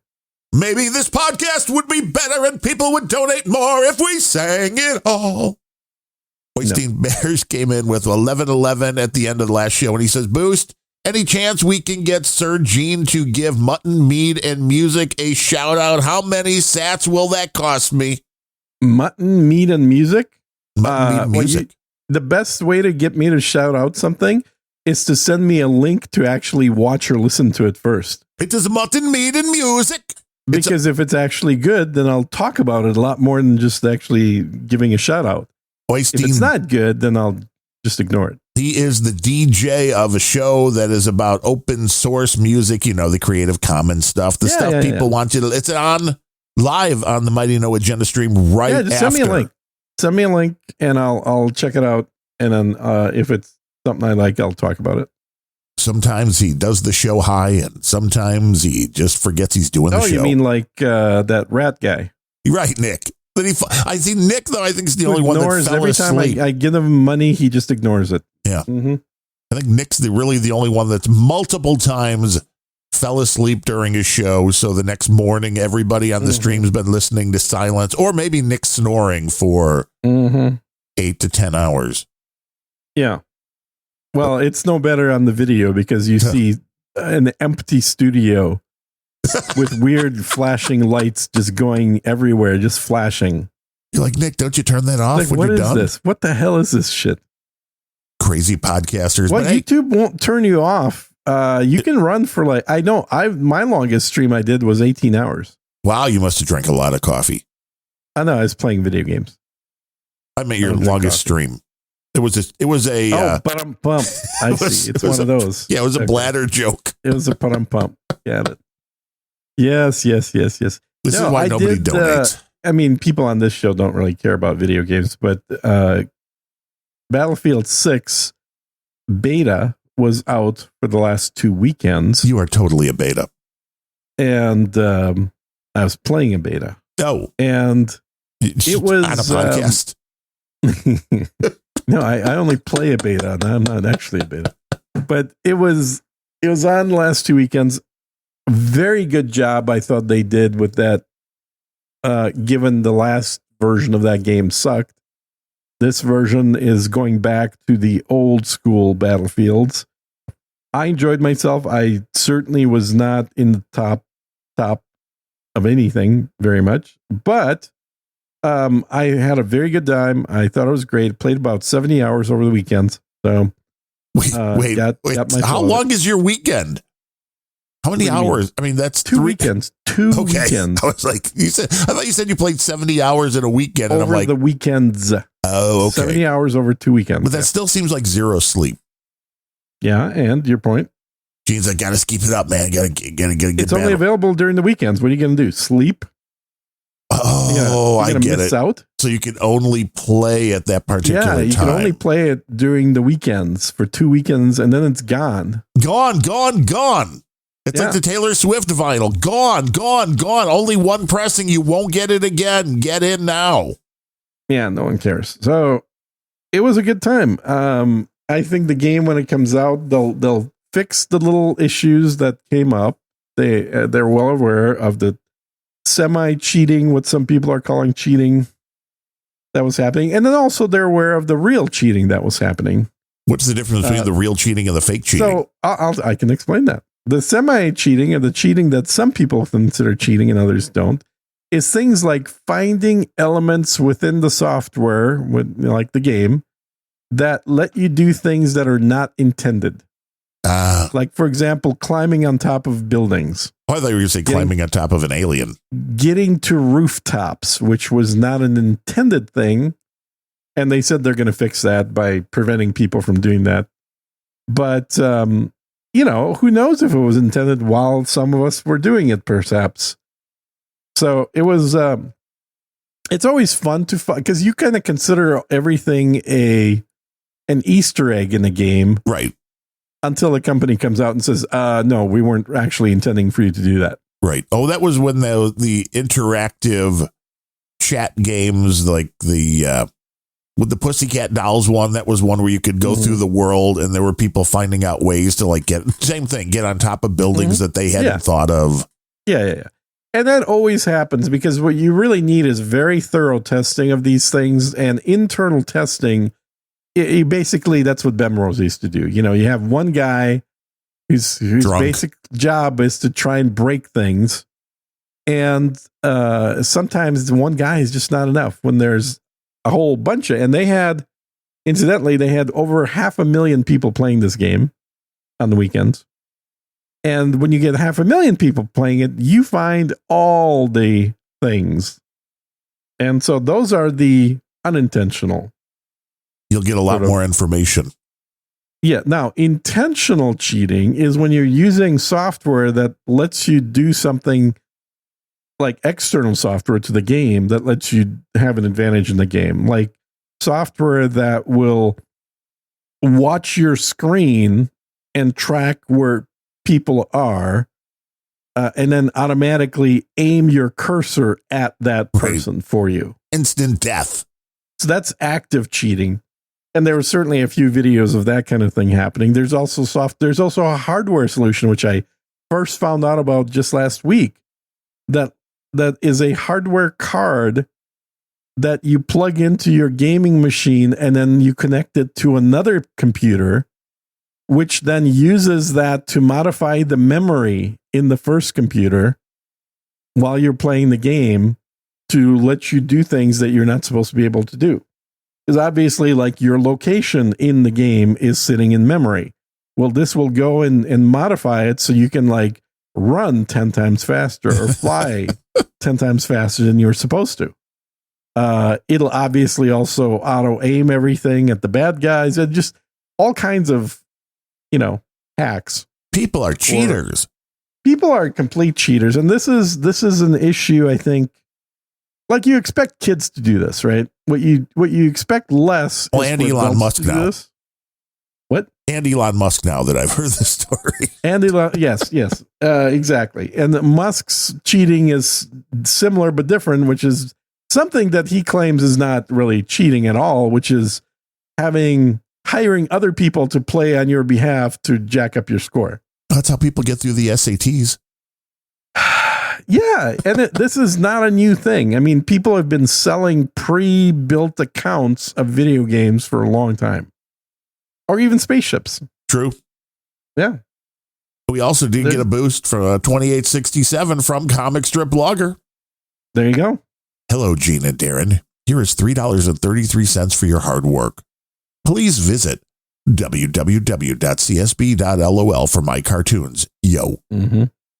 CSB. You don't need the www. Or maybe you do on his website. Maybe you do on his. You never know. Websites that still require the www, that is getting right back to Easter eggs, because that's what I would do. I would put a different website on my website just for people that put www in to mess with them. Because nobody does. You would do like a text version. Right. No images. Go back to the early days. Blinking cursors, the whole, blinking text. Have flashing text. Text. That's a classic. Back from when the internet was new. Yeah. I mean, I was playing in I had talked about on Planet Rage, the game Bedlam that I played on my TRS-80 color computer that was just a text adventure game. I'm like, I'm sure you could play it online. And then somebody sent me the link and I'm like, oh, good times, man. Good times to remember what we used to look at as. So that game's available to play online? In a browser, yeah. It's like it was revolutionary at the time. Yeah. Now you forget. Would you go like type in commands? Like, yes. Loot this. Yeah. Okay. Like if you want to go west, you hit W and then it tells you what you can see. And then if you get a lobotomy, because it's all in a mental hospital, so then everything. Oh my God. It's hilarious, man. It reminds me of a game I remember from the early 80s, which was Oregon Trail. You remember that game? Oh, yeah. We had that in our computer lab in our junior high school. Yeah. Yeah. And it should have been banned because that game's only outcome is you get dysentery. Yes. I mean, in reality, that's about everything that happens. I know. It was too realistic. It was way too realistic because you have all these choices that you make, but ultimately, no matter what you choose, you get dysentery and die. Congratulations, kid. You didn't make it. And there was a boost at the end of last show that we missed. 2,000 sats from NetNet, who says, I love Uninsured with Sir MSG and Blurry O'Neill. Oh, yeah. That's a good show, too. I keep trying to add him to my podcast player, but it's getting filled up. To add who? All these shows. They're great.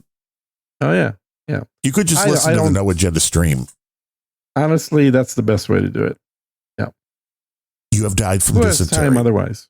Yeah, nobody. They have to listen to everything at 8 times speed, and then you feel like you want to kill somebody, and then you kill somebody, and then you have nothing but time. It's really catch-22. Now, Darren, you have to stop playing that game. Which one? Yeah, you might end up in the real institution. What institution? Where they lobotomize you. Yeah, Bedlam. Yeah, it goes back. It goes back to See, now you just update it and say it's Arkham Asylum, and people would be like, "Oh, Batman." Mm-hmm. But that was Zork. It was the original, I believe, of that style of game. Mm-hmm. And I'm sure there's a whole engine because I've also been curious. I mean, now that we have an AI palooza, you could easily write games like that. I think it should be fun. We should write an Unrelenting text game for people if you want. I bet you could do an AI generated, fully running game code for a choose your own adventure game pretty easily. They have a lot of fun. Just give it some details. We had books like that, kids. I used to love those adventure books. Those were awesome. Yeah. On the Kindle and stuff now, it should be even easier. It's like you don't have to even flip the pages. You just click what you want and boom. Yeah. But I always thought that was kind of a wild thing. I always wondered what it looked like writing those, to have so many different weaves and knowing where you can send people and just how hard that was to put that into book form. I think it was pretty easy. Probably just some stupid software that's like just... When you're writing a book, you're having all these conversations in your head anyway. True. What should we do? In a normal book, you're just trying to find which of those is going to be the most interesting to the reader. Like if you're writing fiction, like what kind of twists and turns can I do to subvert the expectations of the reader? In a choose your own adventure, you just do all of them. Right. You don't have to edit. And the actual book is very short, if you think about it, because the majority of the book are the multiple paths. Right. So any single path is only about maybe a third of the book at most. Yeah, probably even less. Or less. Yeah. So they're all short stories. You have to keep reading them over and over and over and choosing different things. Yeah. Yeah. You go back and you redo it. This is the same thing you end up doing with video games when you replay stuff. This is it. The choose your own adventure books were the text-based video adventures just put onto paper. Video games. Yeah. Because the logic is the same. Oh, they choose this, you take them here. Yeah. Do you fight the dragon or do you drink the potion? Right. You're like, neither, dummy. Yeah, it's not a choice. I know. You have to do one or the other. Yeah. And those early graphics in the games like this on the Apple II were just beautiful, especially on the green. You remember monochrome monitor. Dragon's Lair? Oh, yeah. The arcade game that was literally the exact same thing. It was a choose your own adventure on the Laserdisc. But Dave, right, it was on a digital video disc, which is like it's not really much playable. Yeah, you're selecting choices, and then you're watching a cartoon in front of you unfold. And then people were like, "Wow, the graphics!" When everything else was only a quarter. But the graphics were great. And you're like, "Yeah," because you're watching a fucking cartoon. Yeah, you're literally watching a cartoon. But otherwise, yeah, the graphics are great, but you're not controlling. Yeah. I mean, kids. But you kind of felt like you were, Yes. because they don't tell you that you're not controlling, that you're just watching. So you're like, you move right with the stick, which starts a series of pre-recorded events, but you're still moving the stick thinking you're doing something. Right. You're all like, hey, I'm in, I'm doing this. I'm doing the big thing. Mm-hmm. Mm-hmm. Yeah, I remember. I never won that game. I never could get to the end. I played it occasionally and I would suck at it. It was like pinball or the sports games. Now, the kids, if you have never looked at the graphics from an Atari, 2600, I want to say 28 for some reason. Yeah, the Atari 2600 for baseball. And when you moved the fielder, all of them moved. It was about 128 by 256. Yeah, that was the amount of pixels in the screen. Yeah, they were horribly big. So when Intellivision came around, it was like, wow, the graphics on this are so great. Yeah. But now, when you can tell who the player is by the facial features, you're like, holy crap. Mm-hmm. These games have come a long way. Kids don't realize the pain that we had as kids having crappy video games. The imagination we had to have. I know. People were like, wow, you actually had to find a Playboy and look at it? You couldn't just open up your phone? Mm-hmm. A completely different world. And social media is fucking kids up. I will say this, and I posted this on X recently, is that if you look at what were the hot girls in the 80s and the early 90s, and you compare them to what's considered the hot girls right now, we've absolutely gone downhill. Yeah, no, absolutely. They were better looking, more symmetric looking. No nose rings. In way better shape. No nose rings. No nose. Dude, barely even the earrings. No purple hair. No. No combat boots. Well, I mean, you're into fetish. I suppose. But Nazi uniforms and combat boots. It's just a lot of women that are portrayed as being attractive currently. Like, you'd have to be born in a vacuum and never actually having seen an attractive woman to think these are attractive women. Well, and if you go anywhere outside of the U.S., you will quickly realize, oh my God, these were not attractive women. You're like, I've now seen actual women, and I am totally sold. Pretty much. Although you go to a beach in Australia and you're like, holy shit, okay. You're like, where do these women come from? You're like, Australia. Yeah. Mm-hmm. Or the Swedens, the bikini team. Well, the Sweden's overrun with Muslims right now. You don't want that. Don't want that. They're fighting back in England and Ireland. Yeah. Yeah. But you sent I just hope they actually win. You posted a Xer about wanting an AI girlfriend, and this is a big story around again. And it's not an AI girlfriend. It's a robot wife. AI, which running on AI. This took me right back. But the point is, it's a physical thing. It's not a picture on your computer. Right. Well, this took me back. What was it? Bemro was 7 years ago, 8 years ago. How long ago was the Mark and George show with Mark Van Dyke and George? I don't remember George's last name. Doesn't matter. Whatever. And they talked about sex bots a lot. Yeah. Yeah. The times have gotten to where the sex bots are coming. The sex bots are coming. Now that we can basically it's not about the sex bots, then you're missing the point of it. It's about getting the things that you hope as a man to get from your wife. A lot of silicon. And that is attention, understanding, faithfulness, respect. Well, you're not going to get any of those from a robot. You will absolutely, because that's what you're buying. That's all of those you're going to get from a robot and somebody who looks hot doing all those things. Until Bemrose or Cotton Gin or one of these guys hacks into your robotic wife and reprograms her to kill you in your sleep. Yeah. Okay, Mr. Cartoon Creator. Okay, so you don't think that's a possibility? It is certainly a possibility, but it's more likely your car will be reprogrammed. then you're a robot. They're going to be kind of working on the same CPUs, so there's a possibility for both there. Not a whole lot of people getting their cars reprogrammed, though. Not that want to. Hackers, man. Yeah, hackers. But the whole concept. Hackers don't do things to some random individual. They're always trying to do something. Well, of course, this wouldn't be random. If people knew you had one of those sexbot wives, they'd be like, "Oh, let's get Jean.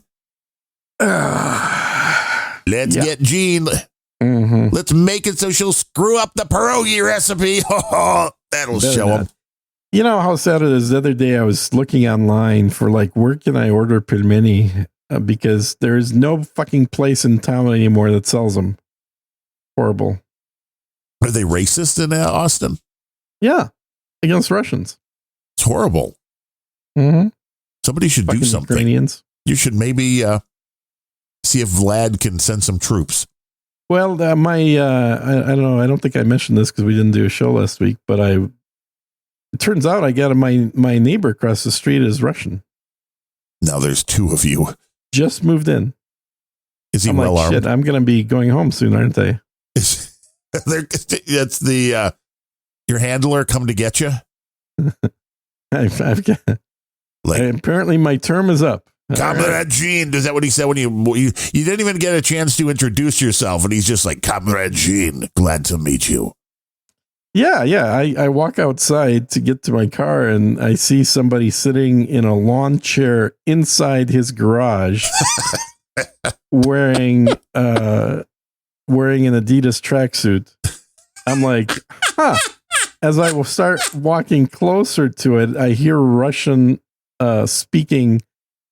So he's obviously watching Russian TV or something. And I'm like, hey, good to meet you, neighbor. Welcome to the neighborhood. Now, the question is, did you say this in English or in Russian? Yeah, I said in English. And, no, both of us have perfect English. And so he replies back and everything. And I said, so I couldn't help but hearing now, was that Russian on your phone there? And you knew it was? And he says, oh, yes, that is Russian. And at which point then we switched to Russian and had a conversation. And you talked about where the dead drop's going to be. And welcome to the neighborhood. Let me show you around. I'll explain how things work in this country. I mean, in this neighborhood. Where's Elon's house? Yeah. Yes. Let's go take a tour. We need drones. Lots of drones. So, and I told him about the food situation, that you're going to have to drive to Dallas if you want to pick up any actual Russian food. Yet. No, Unacceptable. he's just just another typical Russian American guy out of Denver. What color tracksuit was he wearing? Blue one. And you coming out in your white or your yeah. I actually came out in my bathrobe because I wasn't even putting going to the car. I remember now. I was putting my trash out at night. It was about 9 p.m. when I walked out. I'm wearing a white bathrobe with stripes and dragging my trash out when I started hearing the Russian music. You don't have a guy to drag your trash out? I do not have a guy to do. No, believe it or not, that's the one thing I'm missing a guy for, is dragging my trash out. Damn. I have to do that myself. I know it sucks. I have to do that myself. And the guy was sitting in his garage at night on a lawn chair after sunset. You couldn't see him, sitting in his garage listening to Russian videos. It wasn't like a not at all conspicuous, right, to anybody at all. Wasn't like a confidential transmission that you accidentally overheard. He's like pulling out the stiletto. The first thing I said to him is, you may want to close the garage. And he's like, yeah, but my car doesn't fit in it. I'm like, yeah. Okay, so you could park your car in the driveway and close your garage like I do. So I don't understand, comrade. It was funny. It was a funny interaction. He seems like a very nice man. Did he ask you where all the Ukrainians in the neighborhood lived? He did, yeah. Just so he could send him a gift basket. I gave him a copy of the map. Well, that's good. It is good. It's always good to make friends with your neighbors rather than cause problems. Too. Yeah. And it's not that unlikely that in a town like Austin, that right across from me would move in a Russian guy. Yeah, I mean, there's a lot of people, I'm sure, that are Russian. There's a lot of Russians that live. There's at least 36 people here that are Russian. I mean, in the United States, there are a lot of Russian people that live here, and they, assimilate better, which is kind of interesting. Somebody was talking about that. The sociology of the Russian culture and the American culture, not that different compared to a lot of these migrants that are coming in. The Russians just assimilate. They're way more like Americans than the most. Yeah. They're a little more, these days, they're a little more Christian than Americans. But that's true. They believe in a God that you can't talk about. Yeah. And we're not talking about Vlad. No. Did you get into politics to be like, hey, how do you think what's going on over there? And think Vlad's going to cave? Is he going to make a deal? What's he doing? Why would you say something silly like that? You know better already. How is this thing ending, or isn't it? Is it never going to end? Because here, and I know we are running low on time because the Podfather and Dave are coming up with their show. We're about to get interrupted. But the latest story of, there was a drone attack on an American business close to the NATO borders. And I'm thinking, what are the odds this is Ukraine doing it themselves in order to point at, the Russians? Like, how would you know that these were actual Russian attacks? How'd you know that it was an American business? Well, that was the news story. That was the bullshit of everything. Yeah, you don't know any of that stuff. It's like, how do you verify any of this stuff is the question. Yeah, I keep hearing how there's no American involvement in Ukraine. So how could they possibly bomb something American? Well, there was an American company, and it wasn't the mineral thing. It was something like they're making bath fixtures or something goofy like that. Yeah, bath fixtures for drones, probably. That's my guess. Hey, when you have to pee if you're on a drone, there you go. Oh, I saw a great ad by an American anti-drone company. They're making a portable, so about a 3 foot by 3 foot by 3 foot, kind of a turret looking thing that tracks and shoots drones. And it looks very cool. In the demo video, they had it in the back of a van where they just drive up, pop open the back doors. This thing starts shooting down drones like crazy. Then they close the doors and drive away. Pretty cool. Yeah. Dreb Scott 1234 says, sending a few sats your way. Well, thank you. If everybody would do that, we would be a well-funded show. Yeah, then Darren could buy another computer. I know. Or a big NAS, or both. I know. Or something. Sooner or later, we're going to have everything. But then sooner or later, it's funny how you keep spending money. I haven't seen a dime lately, but that's all right. My Bitcoin will well, that's all in PayPal. Oh, of course. Yes. Your Bitcoin are sitting in it's the Gene Bitcoin report. I wonder if I checked my Bitcoin balance if it went down after Darren bought his computer. Probably. Probably. Do I have access to your Bitcoin accounts now? I think so. Yeah. I only have your streaming Satoshis. And that's just sitting right in the Albi hub. Right now, Gene is very Satoshi poor. So if you could send in some Satoshis, that would be helpful before the next show. But you have 556,000. Are they even coming in? I don't even know if they're connected to anything. Yeah, well, you get 556, 772. That keeps going up. Does it? Okay, good. As long as somebody's checking, because I don't check. The Satoshis boost, and we will be back next week. Well, unless we relent. Unless Darren buys a new computer. Right. Yes. Or unless we relent. You never know. And this would be where the outro music would be. Keep it right here. Lock it in and rip the knob off. Yeah, stick around. You will get Adam Curry, Dave Jones, Podcasting 2.0. Thanks to everybody for hanging out with us. According to the Cotton Gin Troll count, 84 right now with a weird spike of 102, but it looks like a true spike of about 89. So our audience is growing. You just need to donate, you cheap bastards.